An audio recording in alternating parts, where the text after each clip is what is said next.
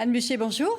Vous êtes économiste de formation. Vous avez passé une grande partie de votre carrière dans les institutions européennes, en étant notamment la directrice générale à la Commission européenne. Alors, consolidation ou bouleversement de cette assemblée européenne, comment vous analysez l'avancée, la progression des partis d'extrême droite?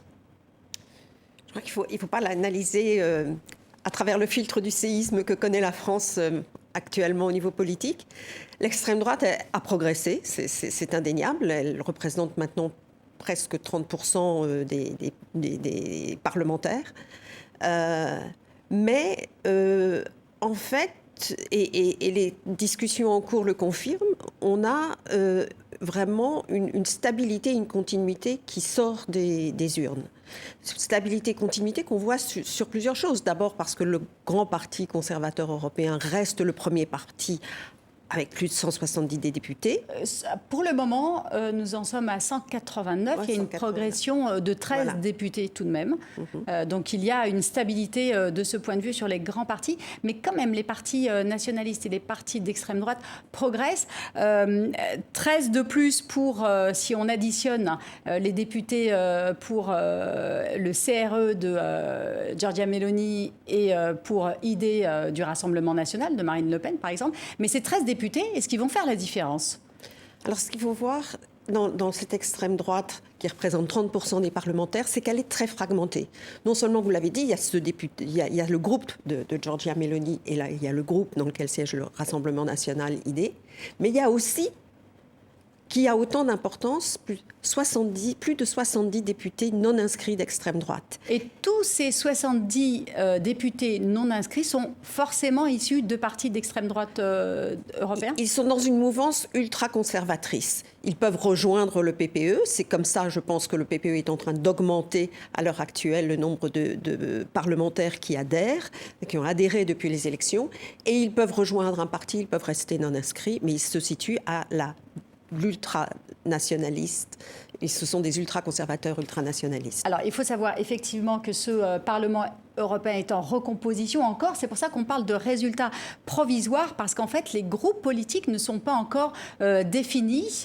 Les députés européens ont jusqu'au 15 juillet, il me semble, pour rentrer dans une mouvance, dans un groupe politique ou un autre. Mais donc, ça veut dire qu'il y a un réservoir encore pour grossir les rangs de ces partis, de ces groupes politiques d'extrême droite.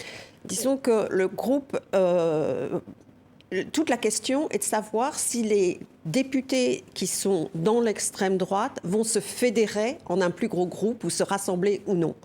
Le groupe des députés d'extrême droite, dans son ensemble, ne va pas bouger énormément ou à la marge.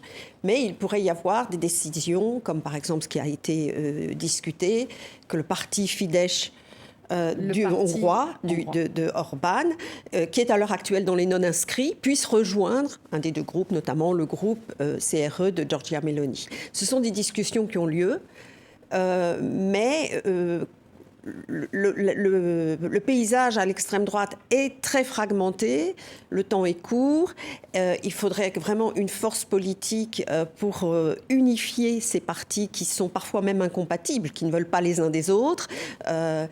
Et la seule qui soit vraiment capable de faire un tour de force comme ça, ce serait Giorgia Meloni, qui pourrait avoir un effet rassembleur. Alors Giorgia Meloni, elle a plutôt intérêt à rester à l'extrême droite ou de se rapprocher un peu des partis de droite traditionnels? Elle joue sur les deux tableaux. On l'a vu au congrès de Madrid, où elle a déclaré qu'il fallait faire l'union des droites. Mais elle n'a pas fait de déclaration récente allant dans ce sens. Elle se projette beaucoup plus comme le leader d'un grand pays. C'est un peu le faiseur de roi. Voilà. Ce serait un peu le faiseur de loi.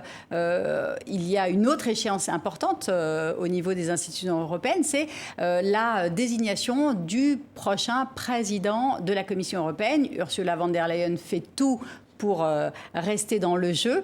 Est-ce que c'est Giorgia Meloni qui va donner cette impulsion ? Non, je crois, enfin, elle va jouer, sa voix va compter, puisque la présidence de la Commission européenne est attribuée à la majorité. Donc, Giorgia Meloni joue un rôle important. Ce qui est important, c'est effectivement de savoir si elle va soutenir ou non von der Leyen.